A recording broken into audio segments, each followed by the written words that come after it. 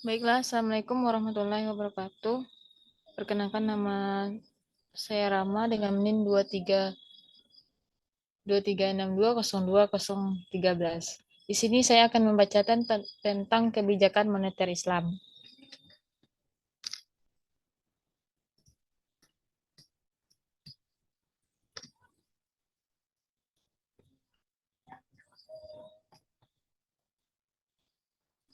Yang pertama, paradigma baru, yaitu kebijakan moneter tanpa bunga. Kebijakan moneter Islam mengganti instrumen berbasis bunga dengan mekanisme yang mendukung aktivitas produktif, menekankan kepatuhan syariah, dan menjamin distribusi yang adil. Yang pertama, menghapus riba dalam mekanisme pengaturan uang. Yang kedua, fokus pada pembiayaan produksi, bukan spekulasi. Tiga, pencetakan uang harus disertai peningkatan output real. Lanjut, pilar utama profit and loss sharing. Prinsip PLS atau mudharabah musyarakah menggantikan bunga dengan pembagian risiko dan hasil antara pemilik modal dan pelaku usaha. Ini mendorong, yaitu yang pertama, keadilan distribusi pendapatan. Semua pihak berbagi risiko dan keuntungan. Dua, aliran investasi ke proyek produktif dan bernilai tambahan. Tiga, pengurangan insentif untuk praktik spekulatif yang merusak stabilitas. Lanjut, posisi bank sentral dalam Islam. Bank sentral berperan lebih luas daripada sekedar mengendalikan inflasi. Ia menjadi institusi penjaga integritas sistem keuangan syariah.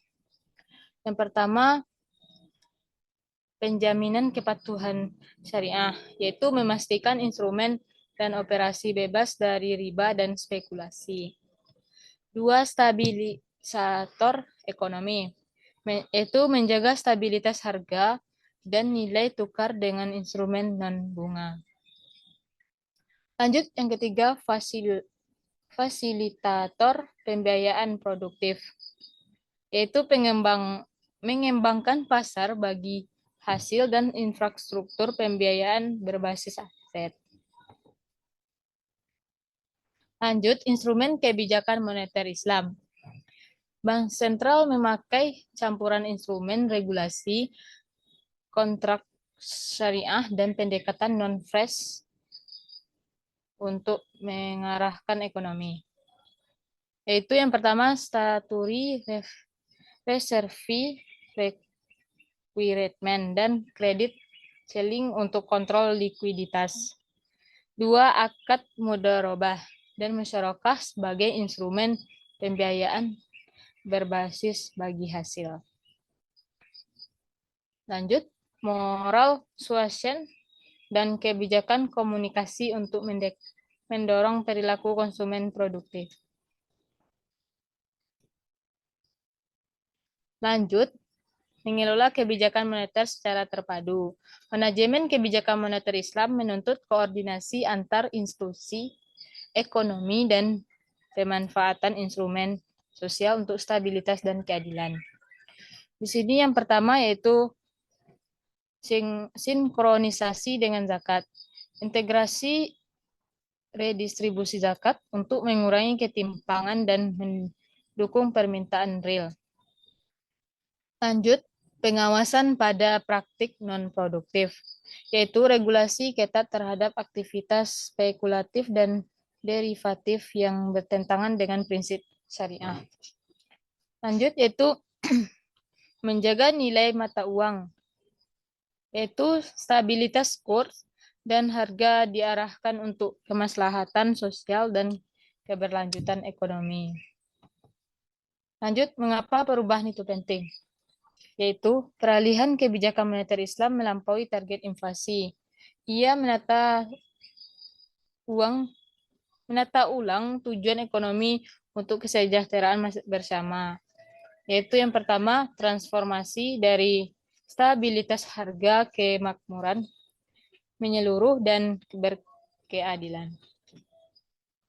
Dua, mencegah krisis dengan membatasi spekulasi dan memperkuat basis produksi.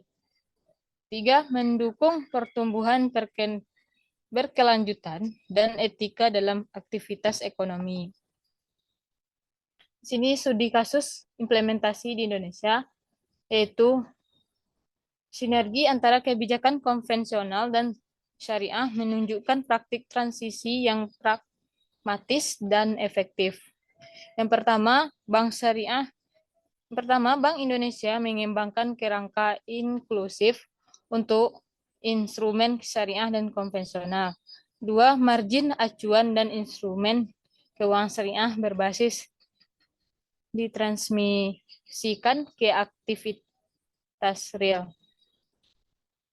Tiga, penerimaan pasar terhadap produk bagi hasil menunjukkan potensi pertumbuhan jangka panjang. Kesimpulannya, masa depan ekonomi yang berkeadilan, ekonomi Islam adalah komitmen pada keadilan, produktivitas, dan keberlanjutan.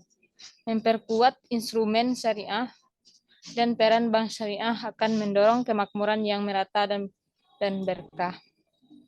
Baik, itulah yang dapat saya sampaikan. Kalau ada kata yang salah, saya mohon maaf. Wabillahi taufiq wal hidayah. Assalamualaikum warahmatullahi wabarakatuh.